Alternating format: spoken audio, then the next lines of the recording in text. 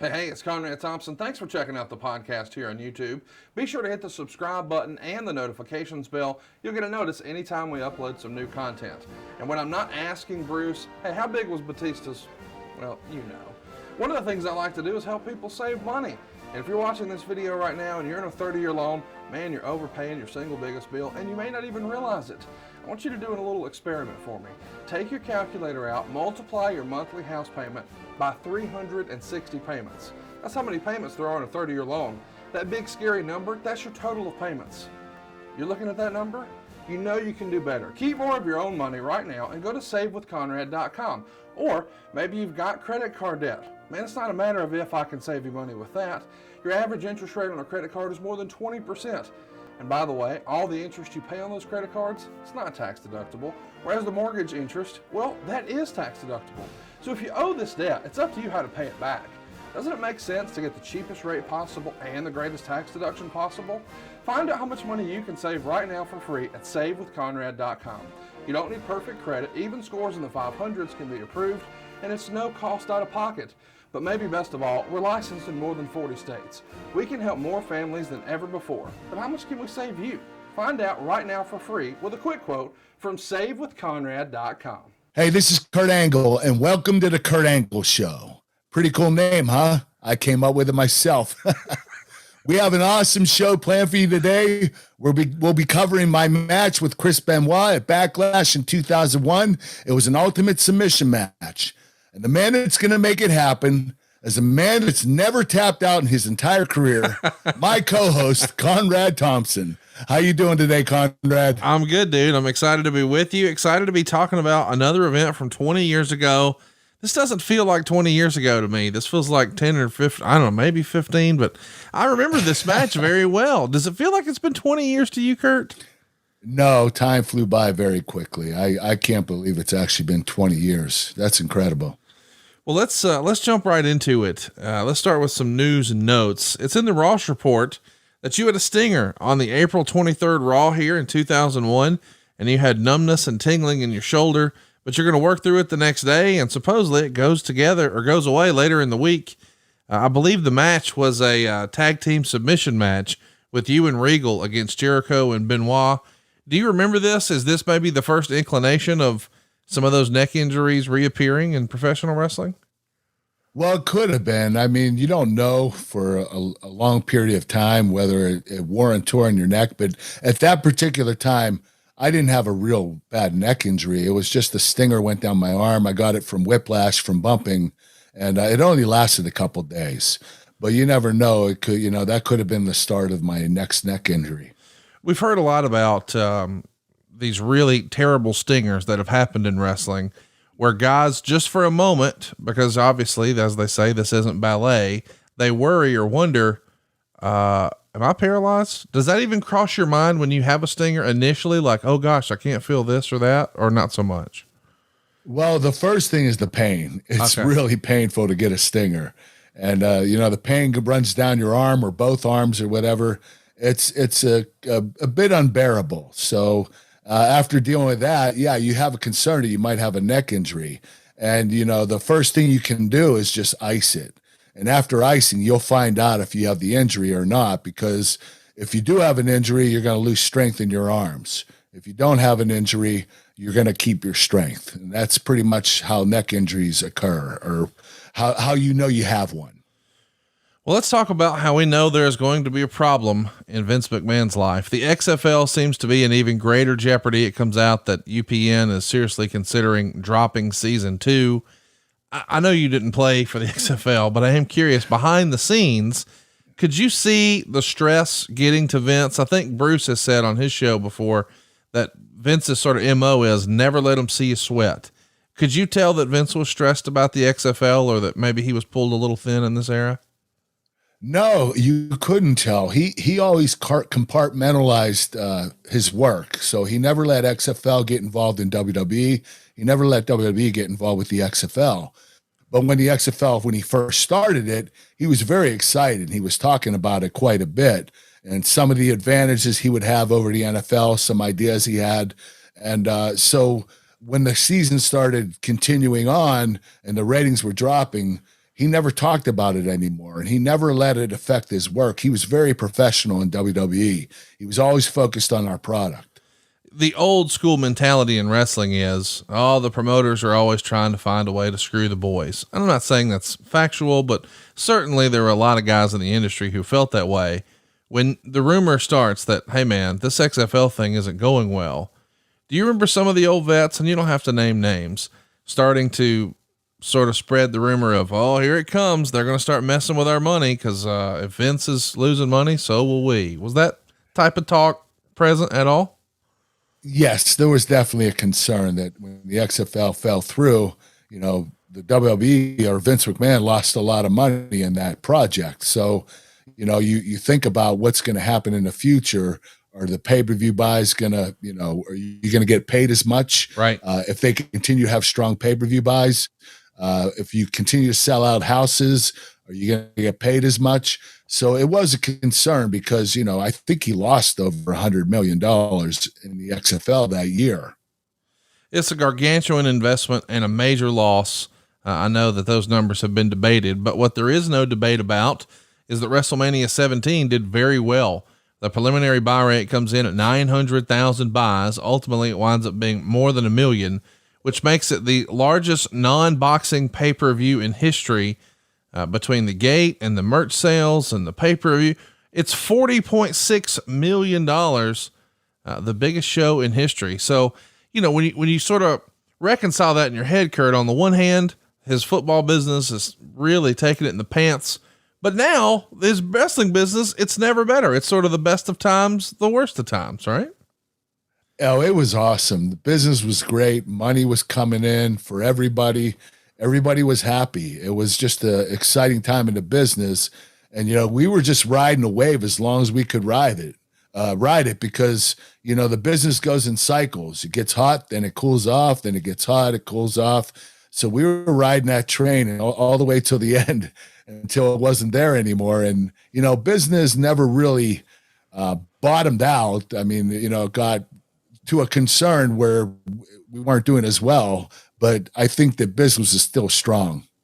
Let's talk a little bit about some things the company was trying here. They were sending top talent to work regional shows, including the developmental territory in Memphis.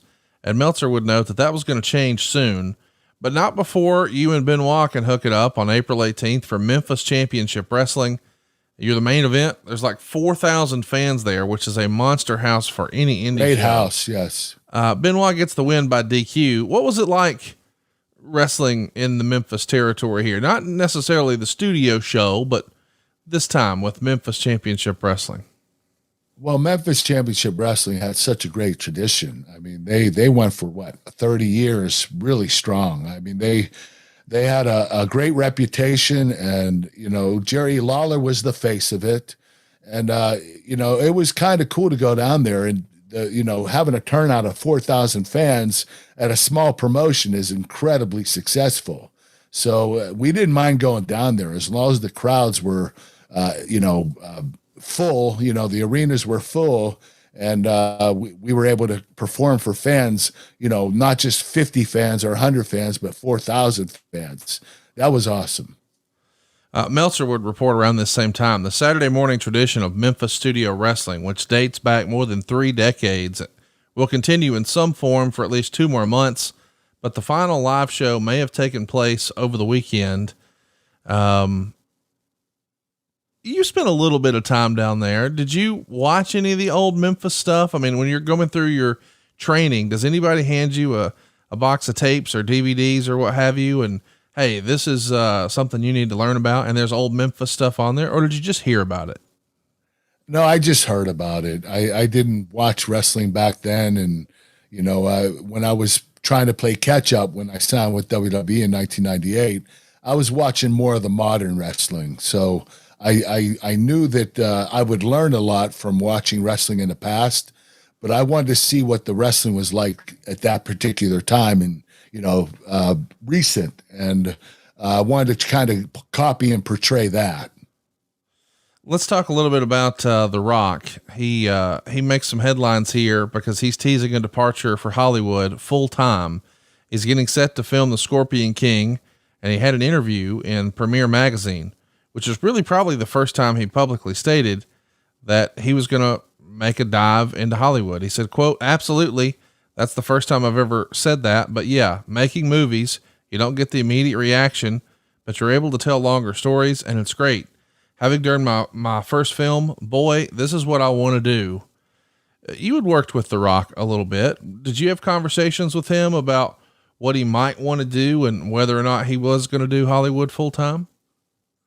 No, Rock never said anything about it, but when he left, I wasn't surprised. I mean, we knew he was going to be a big star, and he parlayed into Hollywood and made a huge name out of himself. He actually benefited a lot of wrestlers because he opened up some doors for some of the wrestlers to do movies and TV shows. I was one of them. I got about 8 movie roles, and I was doing pretty well. And from some bad decisions I made in the past, like my painkiller problem and my drinking problem, I had 4 DUIs in 5 years. I wiped out my reputation. So Hollywood stopped calling. And I spent the last 7 years staying clean and sober, getting my reputation back. And I've done a pretty good job of it. But, you know, Rock definitely opened doors for other wrestlers. Do you think there was, any resentment in the office or the boys or from anyone in the organization? I mean, on the one hand, I think a lot of us would have the attitude of, oh man, that's great. Bigger and better opportunities for him. But this is also a weird subculture, if you will, where when a guy moves on, fans will chant things like "you sold out." And some of the guys in the back who are maybe frustrated with their spot would say, "Oh, we bust our ass all year. And then this guy comes in and takes our WrestleMania spot." So there is sort of a catch-22 to making a move like this. Did you hear any sort of pushback, or was everybody like, "Man, I hope we can do that"? I think everybody was more like, I want to do that too. Right. You know, Dwayne would come back and wrestle at WrestleManias, and he deserves that. The career he had was, you know, unmatched. He was a very entertaining sports entertainer. And, you know, some wrestlers did get upset when he would come back because he would mainly take the main event at WrestleMania. So, you know, the payoff for Dwayne at WrestleMania was really good. And some of the other wrestlers thought they might have missed out on a main event championship payoff. So I understand why they would be upset, but Dwayne earned it. And if he ever wants to come back, if I was running WWE, I'd want him to come back every year. So of course. He's a huge star. He's an A-list actor in Hollywood, one of the biggest stars there, and he still can go. So why not bring Rock in? Let's talk a little bit about TSN. That's who's carrying Monday Night Raw for Canada. And the Canadian Broadcast Standards Council found that TSN had breached certain provisions based on WWE programming. And they used a hockey stick, they used a wrestling belt, they used metal chairs, all to assault wrestlers. And that's not something you could show on Canadian TV. And I think there was maybe even some stuff that was a little too risque in the sexual innuendo department. You've talked about this before. You have this really interesting and unique clean cut character. Were you happy that some of this heat came down, hoping that maybe this would make the product a little more PG and that was maybe more your taste and your family background taste? Or were you concerned, hey, that might start to affect the bottom line? I don't know if that's the right direction. Well, WWE during the Attitude Era was always being very risky. They were taking chances, and that was just to create, you know, a buzz, to get people talking about the show. You know, if you watch Raw the night before, you go to work the next day, and do you believe what happened at Raw last night? I can't believe Kurt Angle did that to The Rock. So, you know, when you get people talking about it, that draws ratings. Ratings draw money. So it all makes sense. And, you know, being the clean cut character, I didn't have to do that stuff. So I was cool with it, but I understood why they did it. There's a Gallup poll that comes out on April 20th that shows pro wrestling as the least popular among 11 other sports that were tested. And Meltzer would comment that could not have come at a worse time for the industry. And of course, this is a time when the XFL is about to be on its ass. WCW's out, ECW's out. So a lot of people do have questions about what the future of WWE is and professional wrestling as a whole is. but they lumped it in with everything. Pro football. You ever hear some of my commercials and think to yourself, that sounds too good to be true. That's probably malarkey. Here's the deal, man. It's real. Just ask Jason up in North Branch, Minnesota. He left us a 5-star review for our work over at SaveWithConrad.com. He had this to say: "My fellow wrestling fans and podcast listeners, Conrad's message is real. This process is very easy. Believe me, I've refinanced twice in the last 12 months. If the need ever arises again, without hesitation, I would make the call. Thank you, Conrad, and especially thank you, Derek. When you guys are in Minnesota, give me a shout. I'd love to buy you each a drink." We helped Jason save some cash and get an even better deal than he got somewhere else before, and you can do it too right now. You don't need perfect credit. You don't need money out of your pocket, but it's worth another look. I'm telling you, what have you got to lose? Wouldn't you just like to have that peace of mind of knowing you've got the best deal for your family? Well, that's what my family can do for you right now at SaveWithConrad.com. Baseball, college football, figure skating, college basketball, pro basketball, auto racing, ice hockey, tennis, golf. But it feels as if wrestling, based on this poll from Gallup, was starting to fall off a little bit. Were you noticing? Because it's really weird, and I guess it's not like it's you just flip a switch, but it's weird to have that conversation when just a moment ago we said, well, this is the biggest non-boxing pay-per-view in history for WrestleMania. Were you getting any indication that, okay, we've peaked and we're headed down? Or was that not even apparent yet? I mean, we knew the business would eventually go down. We were expecting it.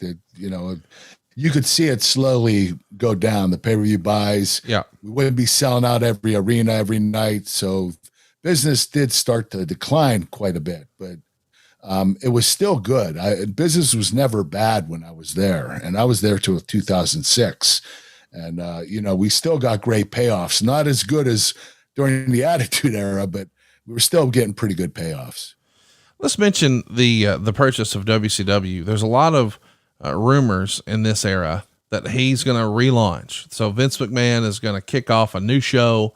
Perhaps it's going to be on Saturday night and run from like 11P to 1A on TNN. Of course, it doesn't happen, but supposedly there's a lot of discussion about that. Not only amongst talent relations, but amongst the boys. Do you remember anybody from the office ever talking to you about maybe we're going to try a WWE Nitro or something like that on Saturday night? Well, no, nobody discussed it. I don't know if they were going to restart WCW, but the thing is, I would go wherever Vince wanted me to. If Vince is running WCW and ECW and WWE, it wouldn't matter where I went because Vince never did me wrong. So right. Honestly, as long as WWE and Vince McMahon owns the product, I feel secure. Let's talk a little bit about something that made me chuckle in our research. It was written, Slayer is producing a new entrance song for Test. They were given a choice to do a song for Test or Kurt Angle, and they felt they just couldn't do one for Kurt Angle. What's your favorite Slayer album, Kurt? I'm not a fan of Slayer,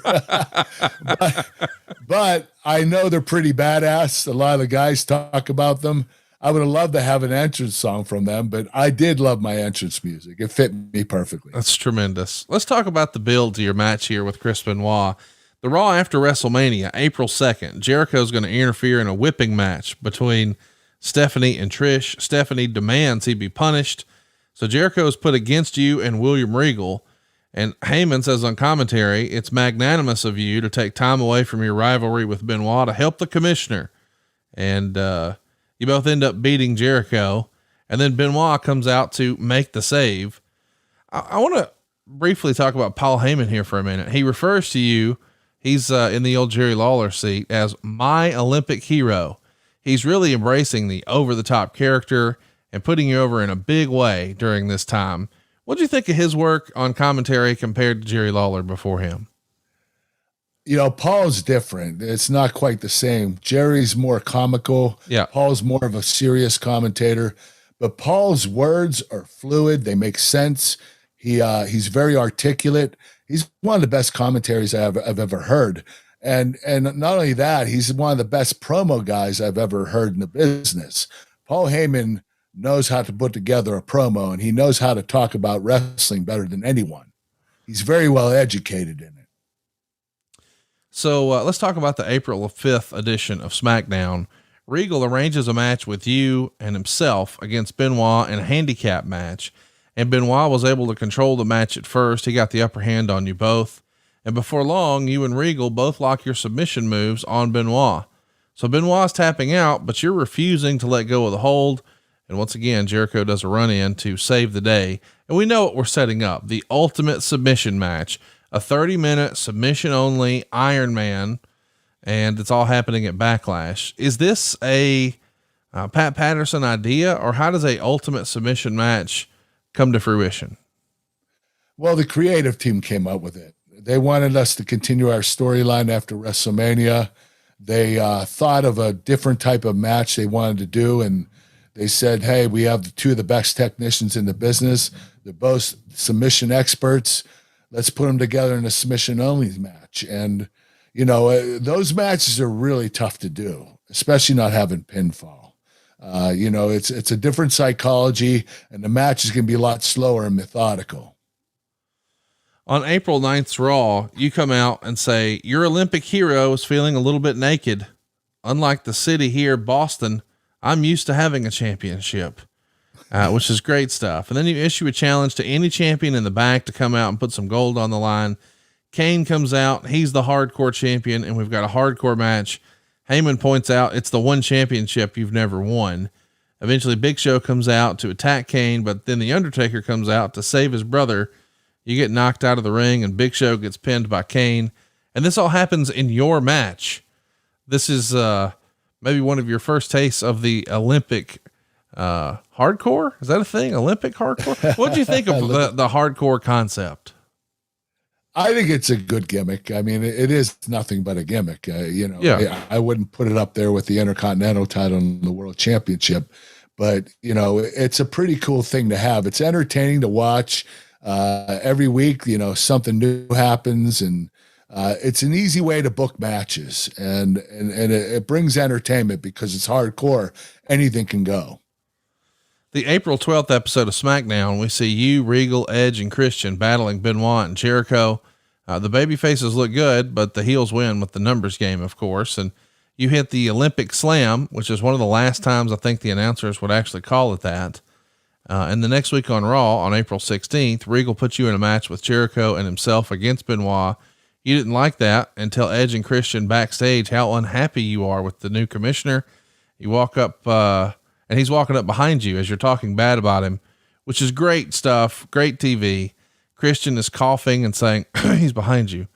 And, you tell him he should get that cough checked out. This has Brian's fingerprints all over it. Am I wrong? Oh, you're right. It's all Brian Gewirtz. He was a genius writer. He knew my personality. I was kind of playing him. He's a nerd. Brian Gewirtz is a nerd. He's always been a nerd. He's been a wrestling fan his whole life. Went to Syracuse University to become a writer, and he's had a huge successful career, especially in WWE and obviously doing movies now. So, but it had his name written all over it. You became pretty close, not only with Brian, but with Edge and Christian. And I think you've even mentioned eventually Rhino would join the group and you guys would travel together. Any good road stories traveling with those guys?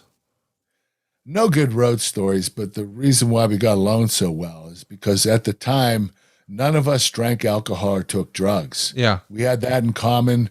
You know, we would just drive and listen to music and laugh and bullshit and go to the gym, go eat at the restaurant, then go to the arena, do our show, then go back to the hotel.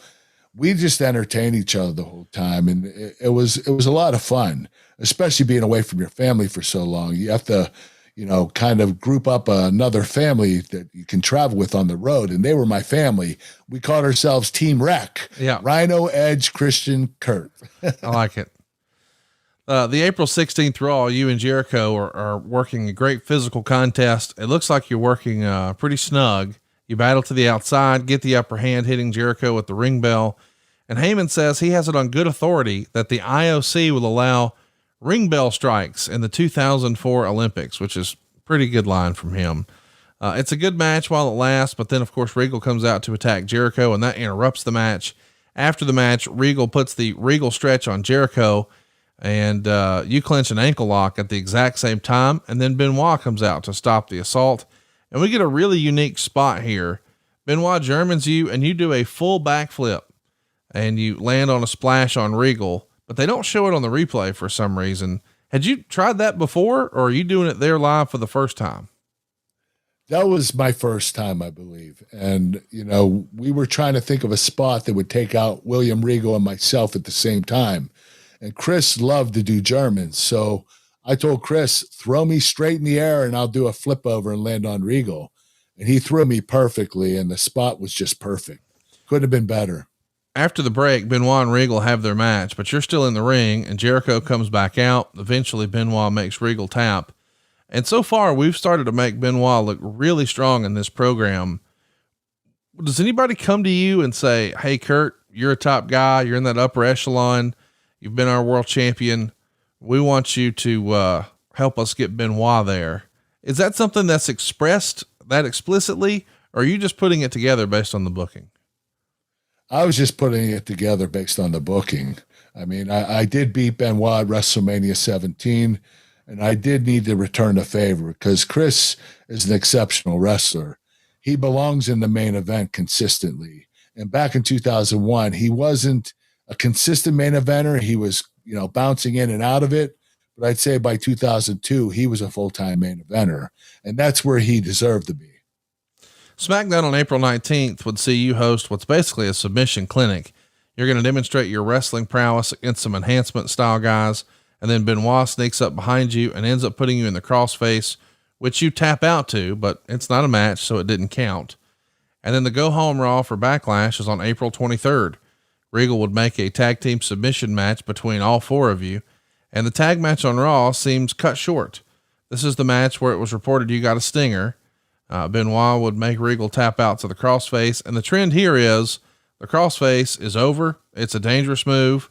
And at this point, it's the only thing that had ever made you tap. How important is it for a top guy to have a quote unquote finishing maneuver that is, for lack of a better word, over with the audience? Well, it's what the audience identifies you with. That submission hold or that pinfall is what they identify you with, and you have to protect it. So you don't want to use it a lot for false finishes, because when you do that, the fans won't buy into it anymore, and then you don't have a finish. So you got to be very careful about how many times you do it in a match and how many times you have an opponent kick out. But it means everything. Your finish move is the most important thing to your character.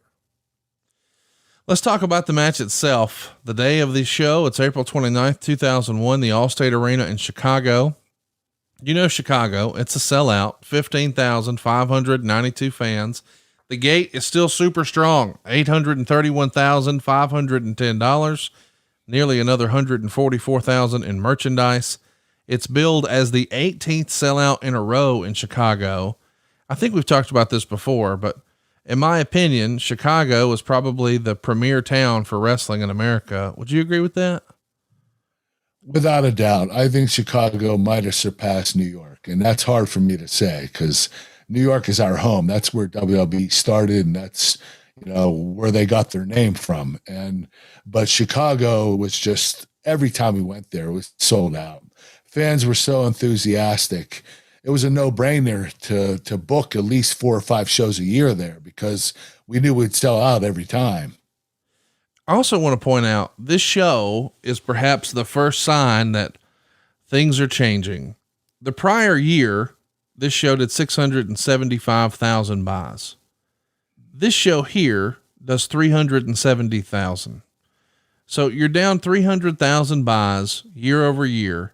And let's remember, this is 1 month after the largest non-boxing pay-per-view ever, WrestleMania 17. It did over 1 million.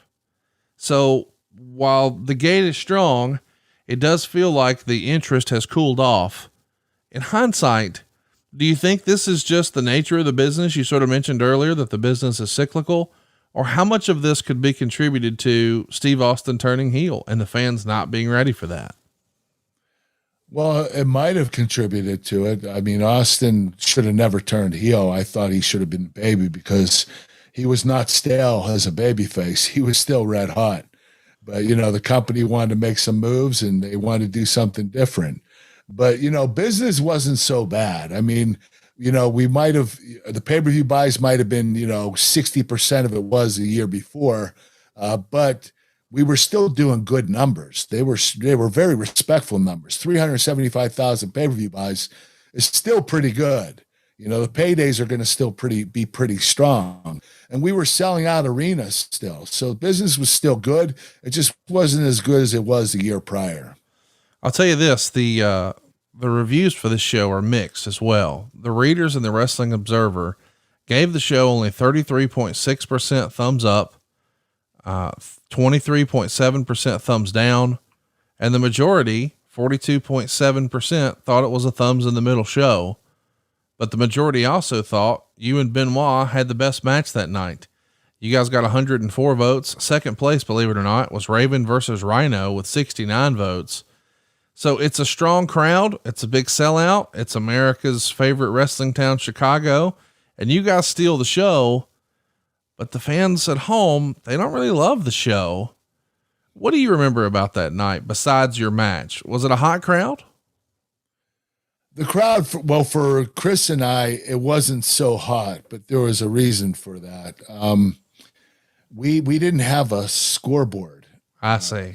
A clock and, the amount of submissions Chris and I got on each other. So it was really hard to follow our match without a timer and without the amount of submissions that we had on each other. And it just was real. We were working uphill the whole time to make it a success. And we had the right psychology with a submission only match. You want the babyface to go down a couple submissions, so he's trailing. And that's how you get the fans emotionally involved in the match, is they're going to cheer the babyface on to make his comeback and try to surpass the heel. And so we did everything right. It was the right psychology, and we put the match together. We had an incredible match. I thought it wasn't our best match, but it was pretty strong. And I just think that, people did enjoy it. They just weren't as vocal. And, when you look at the pay-per-view, that's not a good rating with the thumbs up and thumbs down, especially the thumbs in the middle, especially for a pay-per-view, because that's when we put on our best performances. And, Rhino and Raven, I think is what you said, was second. Yep. They got half of our votes. So we dominated the pay-per-view, Chris and I. And that shows that maybe it wasn't as good of a car as it should have been. Let's talk about your match. You're on fourth that night, and the match begins with a scramble of sorts for submission moves. And it looks almost like a shoot amateur contest, but the goal is you're going to grapple into a submission. And Meltzer would be, he loves this type of stuff. He writes, of course, the mat work was very good.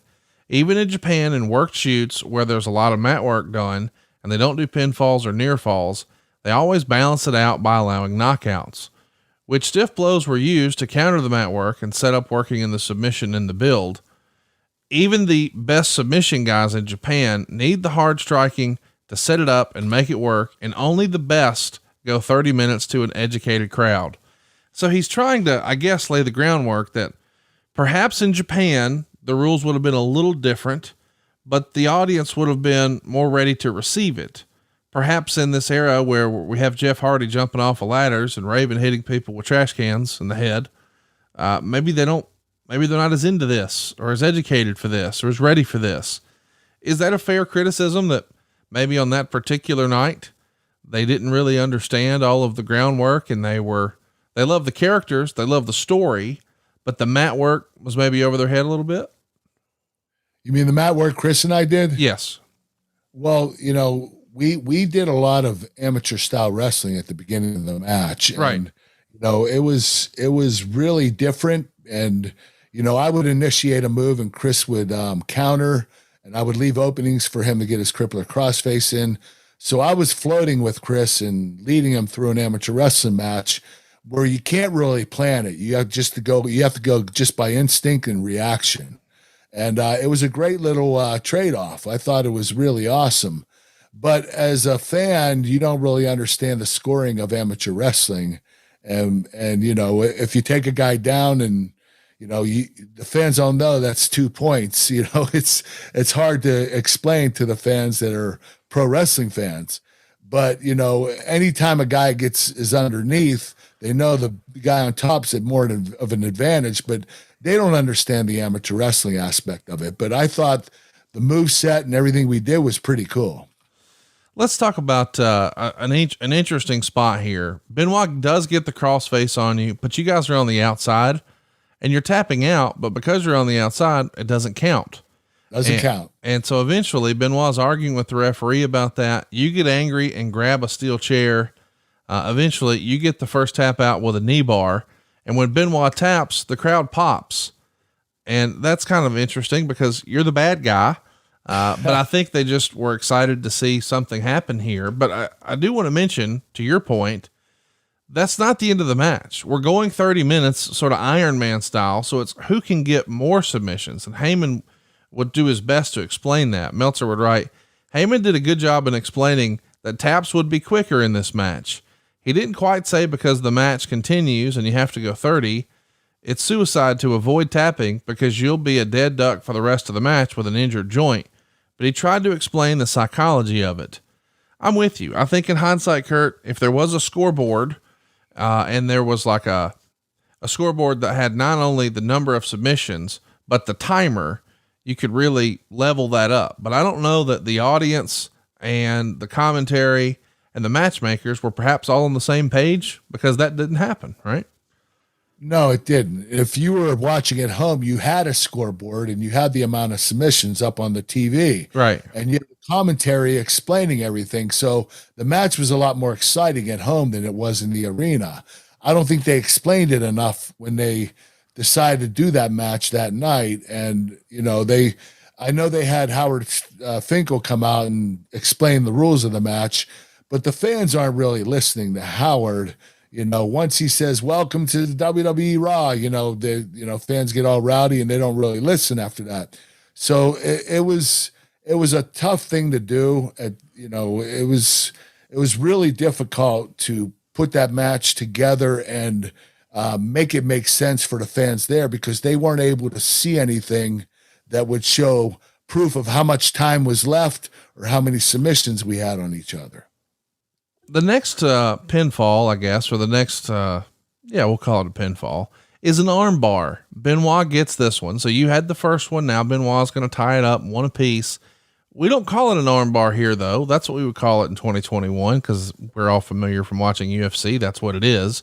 But in pro wrestling, it's referred to in this era as a cross arm breaker. And Meltzer didn't think the crowd understood this because they've never seen anyone on WWE TV tap out to that before. This is a weird era because the UFC doesn't really become a household thing for another 4, 5, or 6 years, with Tito Ortiz and Chuck Liddell and the Ultimate Fighter. And that really leveled up, fans at home's knowledge of jiu-jitsu and submissions and all that. But here in 2001, were you concerned? Nobody taps out in wrestling to an arm bar, or were you game for that? I was game for it because we couldn't continue to use our submissions. Right.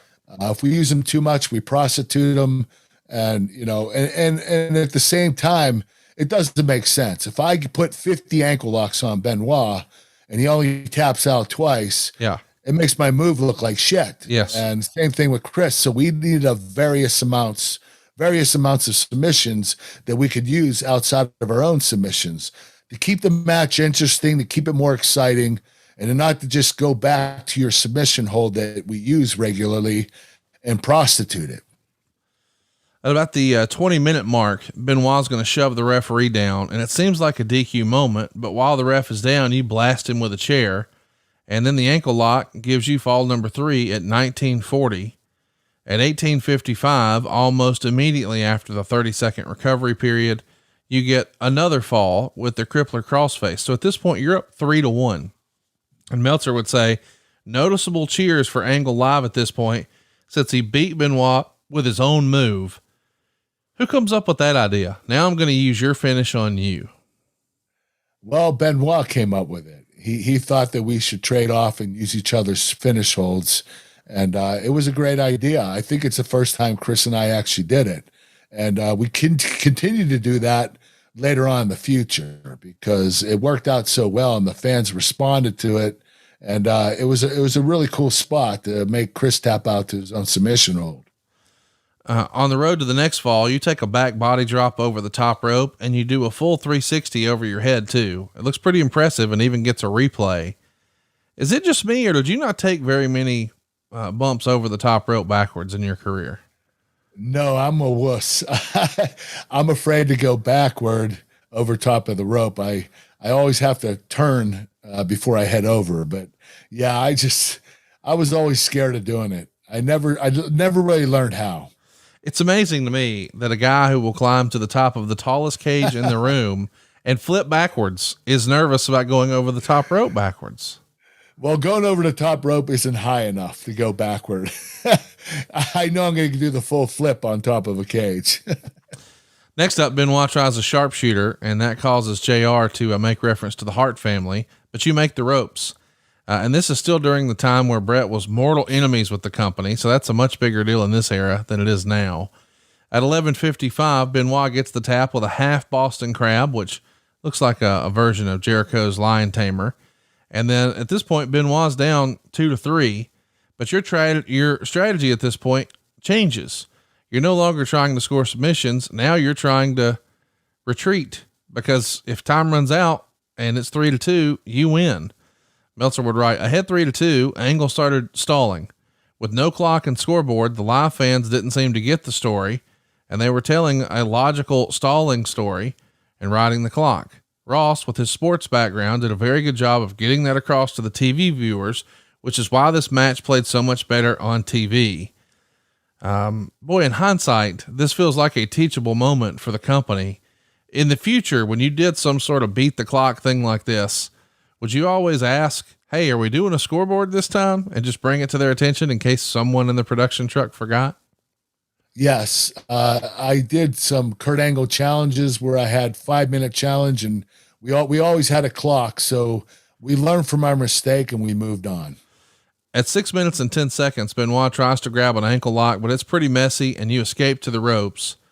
At just about 2 minutes and 5 seconds, Benoit gets the tap out with the ugly ankle lock, and now it's all tied up 3-3. And you get the ankle lock on him as the match countdown ends, and Benoit's tapping, but it's after the bell. The referee declares that we have to go to overtime and the match must continue. You're crying, but you do have a legitimate gripe. You get a twister on Benoit on the ground, which is a legitimate move, but the fans here have never seen it. It's like a ground abdominal stretch. And after a scramble, Benoit gets you in the crossface and wins. What'd you think when this is all over and the bell rings? Were you pleased with it? Were you frustrated with it? What'd you think of this one? I was pleased with it after I watched it back on TV. I wasn't pleased with it because we didn't really get the crowd into the match as well as it was put together and executed. We didn't get the response that we thought we were going to get from them. And it had a lot to do with just the clock not being there. And that was our issue. If we would have had that, I definitely would have been, I would have said that our match was the best match of the whole pay-per-view. And we would have probably had more votes for the best match, but it just kind of sucked that we didn't have the clock. Let's mention that the match got 3.25 stars from Meltzer, and he had this to say. While Angle versus Benoit got the majority of votes for best match, there was something missing. The match played much better on TV than it did live, and that was because of the commentary. The bottom line is that as great mat wrestlers as both men have proven to be, this was just too long, and it was too much of a handicap to eliminate near falls. This was a match that would have played much better during the 70s in the United States, but even then they had 2 counts to play with, or in Japan where the submission moves are more over.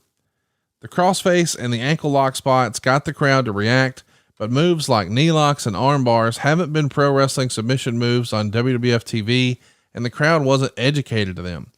Without the ability to use gimmicks, do near falls, and break tables, 30 minutes was too long for this live crowd.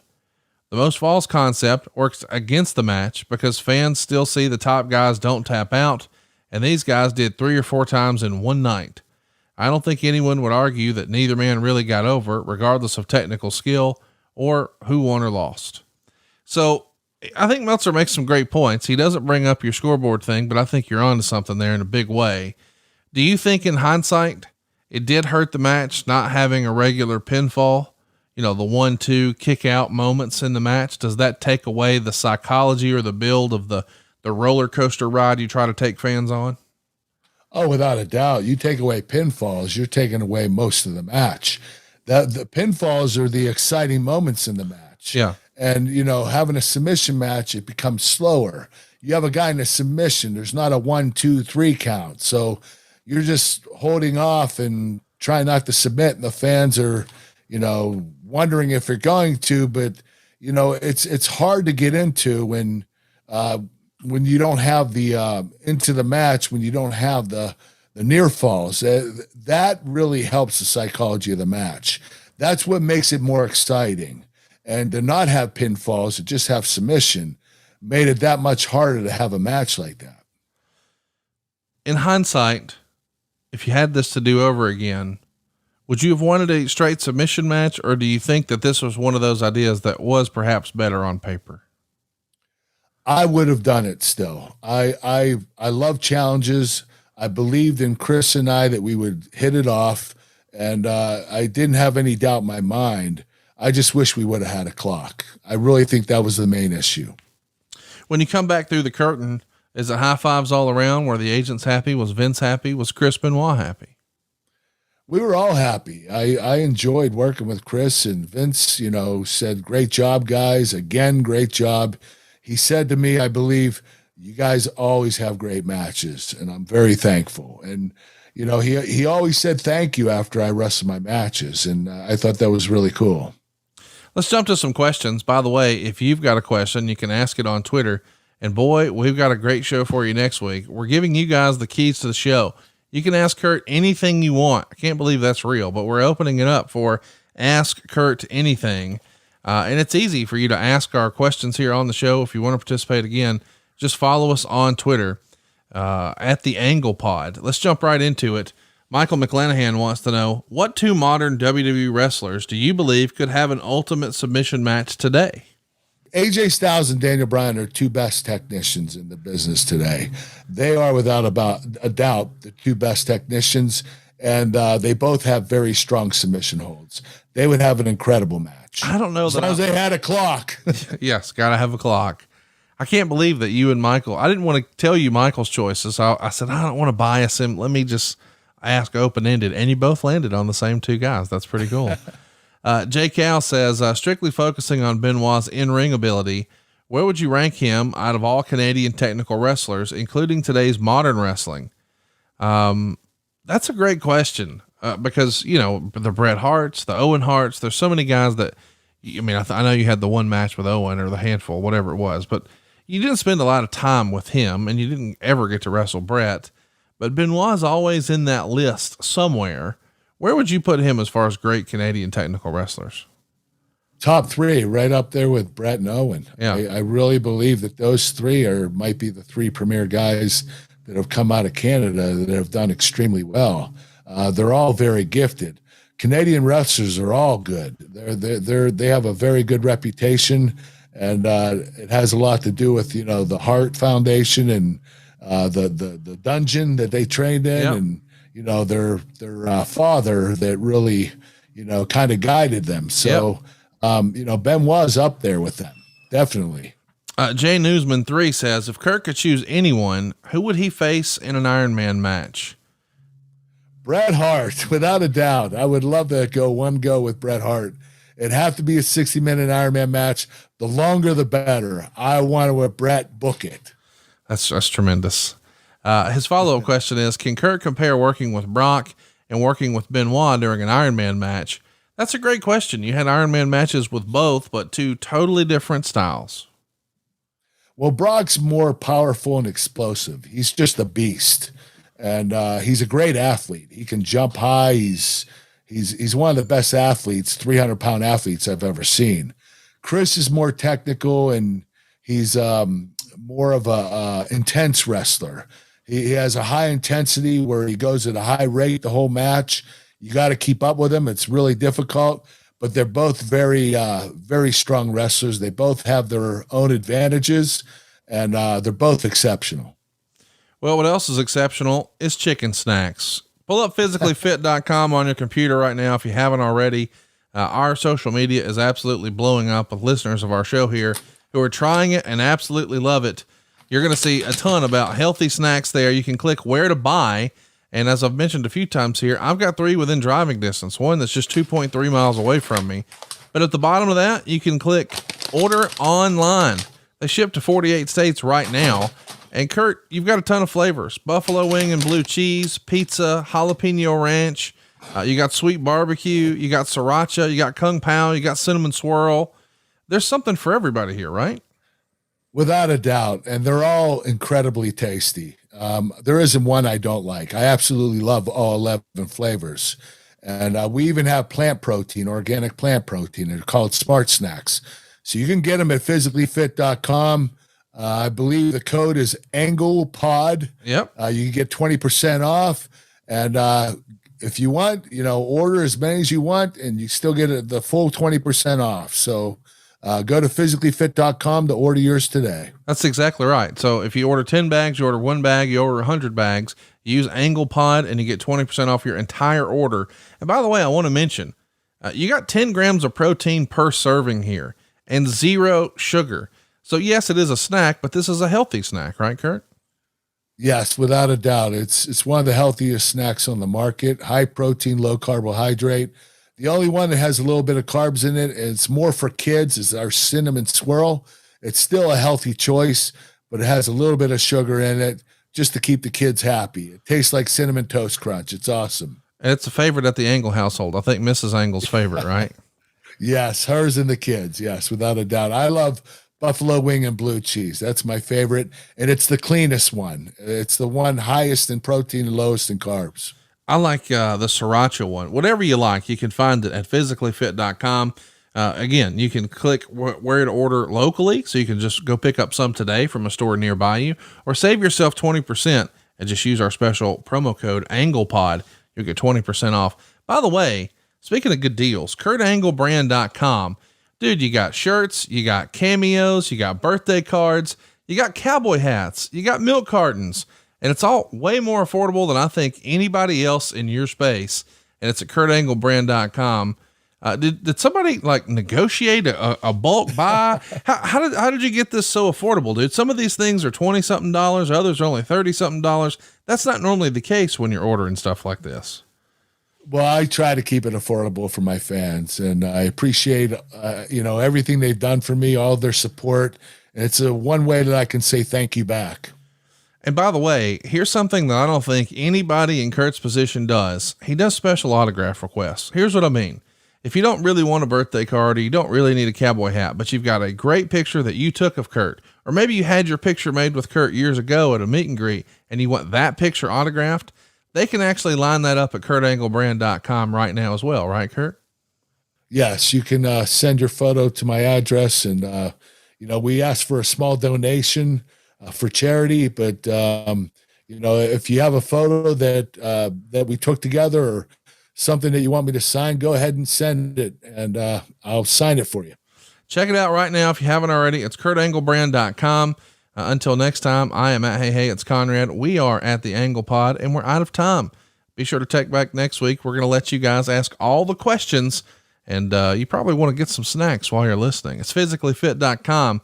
Next week, right here on the Kurt Angle Show. Hey, it's Conrad Thompson. Thanks for checking out the podcast here on YouTube. Be sure to hit the subscribe button and the notifications bell so you get a notice anytime we upload some new content. And go save yourself some money right now. If you're in a 30-year loan or you have credit card debt, it's not a matter of if I can save you money. It's a matter of how much. Find out right now for free at SaveWithConrad.com.